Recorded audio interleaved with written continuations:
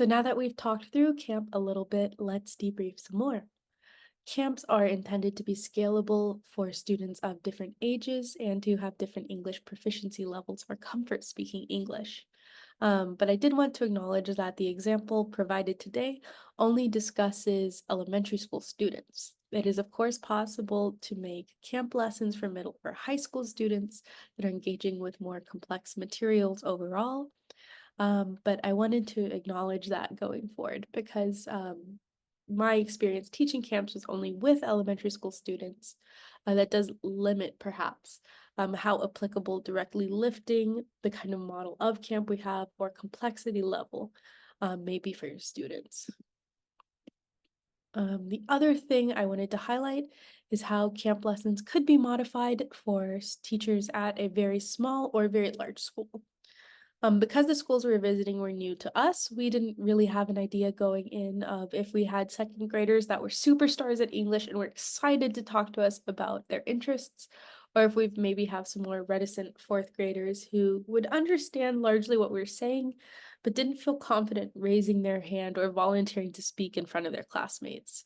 But as teachers at a local school, you have that knowledge of maybe areas for your students would find very engaging, their overall personalities, how willing they are to begin conversing with an unfamiliar teacher or conversing in their non-native language.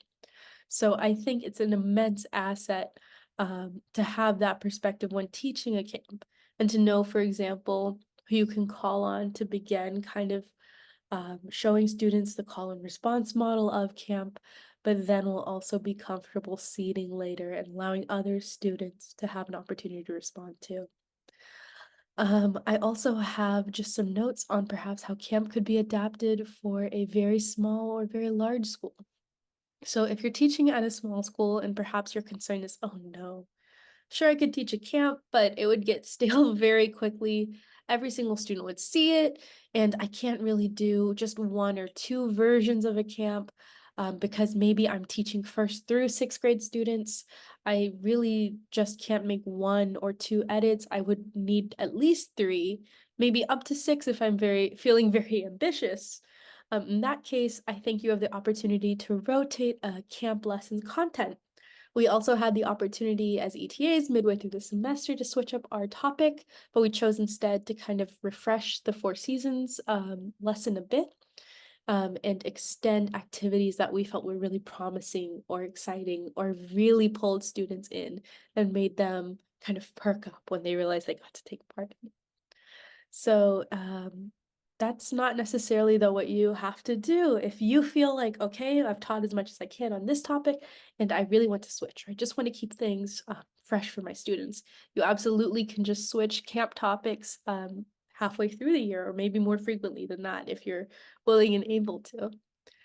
You could also customize it further for each grade level. If you know, for example, in depth about what your students are learning in their English language textbooks for each grade level, you could further break down a camp lesson to maybe try and pull some content from what they're learning in English class, or otherwise specifically meet benchmarks that are academic benchmarks for each grade level. Or maybe you teach at a very large school and camp seems interesting, but a little daunting perhaps because there's no way that you'd be able to get camp to each and every single one of your students. In that case, maybe the best way to kind of adapt camp is to have a very focused age range that you're teaching camp to. Maybe instead of trying to have it individualized for each grade levels, you only want to have it ready for upper grade students, for fifth and sixth graders. And maybe too, if your school is massive, you want to just dedicate time to making sure that every fifth and sixth grade class has the chance to go to a camp over the course of the semester. Or maybe you could also use the semester as a point to switch age ranges. Maybe if your school really is incredibly large, you spend the first semester teaching all of the third graders this lesson. The second semester is teaching all of the fourth graders. In cases where it's impossible to ensure each and every single student at your school is able to have a camp, you could try to make sure that all students of a certain grade level are having access to that camp. Lastly, I have some examples for themes. So if you're leaving this presentation feeling very excited and interested in camp and curious about how maybe you could generate a camp topic on your own, I spoke with another ETA and we generated this kind of preliminary list of camp themes.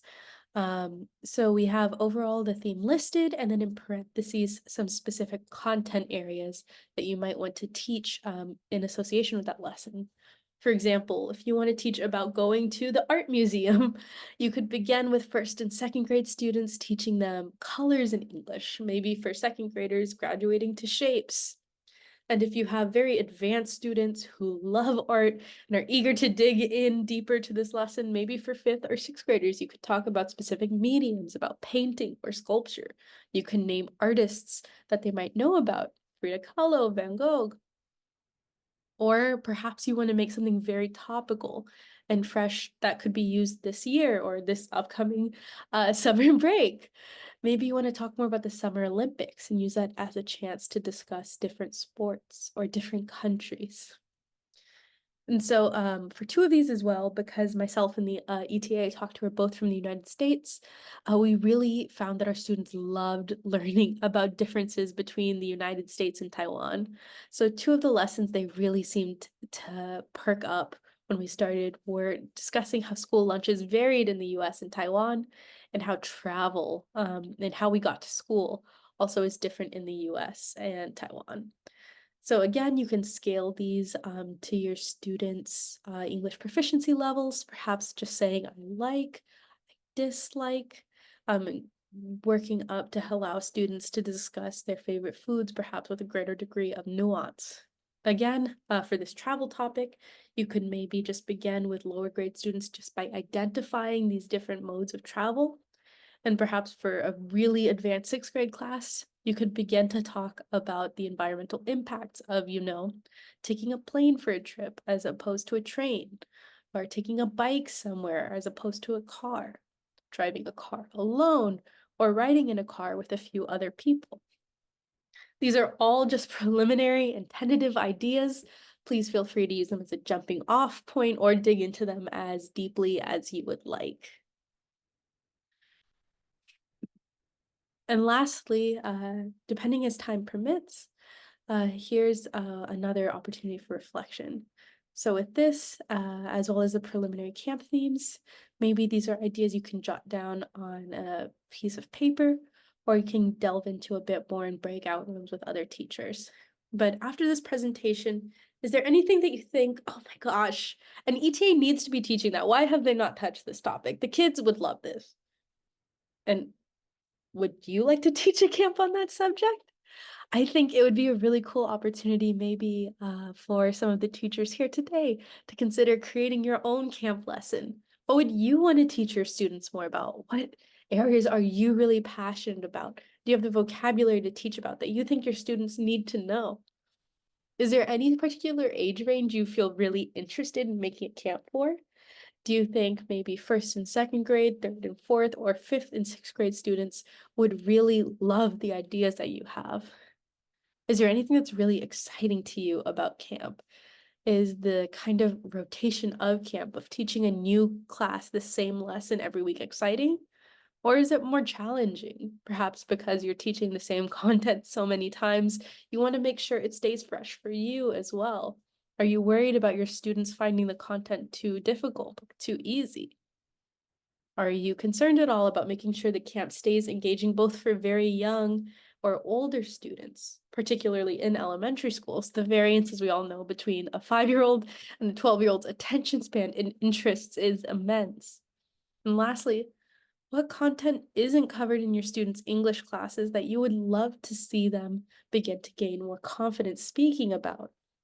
Is there anything that you think maybe won't be a camp topic, but you want to incorporate into a camp? So this is the conclusion of part 1 of this presentation. Thank you for joining me today, and soon let's talk about CLIL.